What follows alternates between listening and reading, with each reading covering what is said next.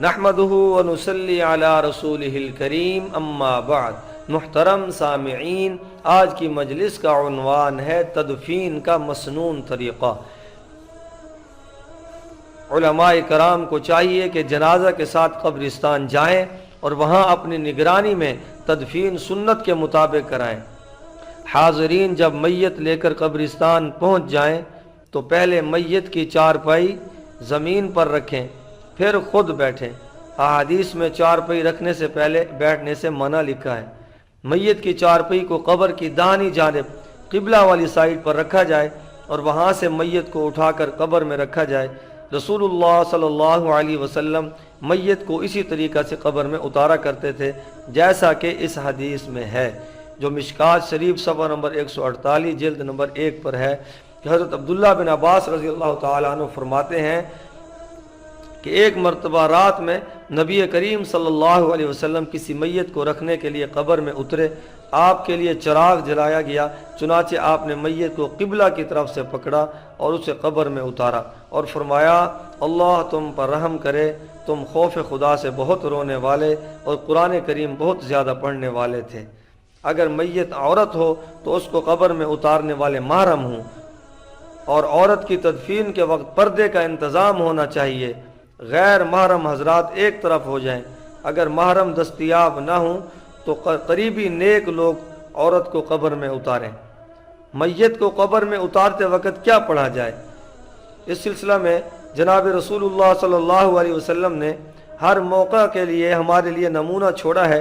ہم لوگوں نے آپ علیہ السلام کی یہ سیرت اپنانے کی بجائے اس کے مقابلہ میں اپنی طرف سے اعمال و اذکار ایجاد کر لی ہیں۔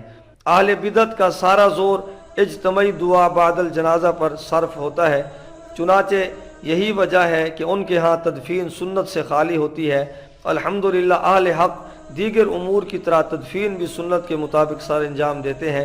میت کو چارپائی سے اٹھا کر جب قبر میں اتارا جا رہا ہوتا ہے تو اس وقت جناب رسول اللہ صلی اللہ علیہ وسلم نے یہ دعا تلقین فرمائی ہے، جو ابو داود صفحہ نمبر 102 پر ہے، جلد نمبر 2 ہے۔ حضرت عبداللہ بن عمر رضی اللہ تعالیٰ عنہ فرماتے ہیں کہ نبی کریم صلی اللہ علیہ وسلم جب میت کو قبر میں اتارتے تھے تو یہ فرماتے تھے، بسم اللہ و باللہ و علی ملت رسول اللہ، اور ایک روایت میں وعلی ملت رسول اللہ کی بجائے وعلی سنت رسول اللہ کے الفاظ ہیں۔ اس حدیث میں تو صرف آپ علیہ السلام کا یہ الفاظ فرمانا ثابت ہو رہا ہے، اور دوسری حدیث جو قدوری شریف کی شرح الجوہرۃ النیرہ میں ہے، اس میں یہ الفاظ بھی ہیں کہ قولوا جمیعا بسم اللہ وعلی ملت رسول اللہ، صفحہ نمبر 130 ہے کہ آپ صلی اللہ علیہ وسلم نے فرمایا سب مل کر کہو بسم اللہ وعلی ملت رسول اللہ۔ اس کے علاوہ مصنف ابن ابی شیبہ کی ایک حدیث میں بھی یہی حکم وارد ہوا ہے۔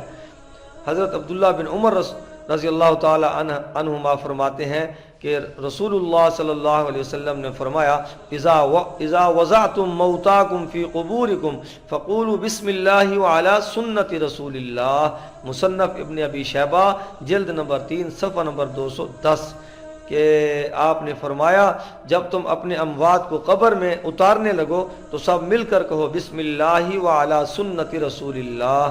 ان احادیث سے معلوم ہوا کہ جتنے لوگ بھی تدفین میں شریک ہوں وہ میت کو قبر میں اتارتے وقت یہ الفاظ کہیں۔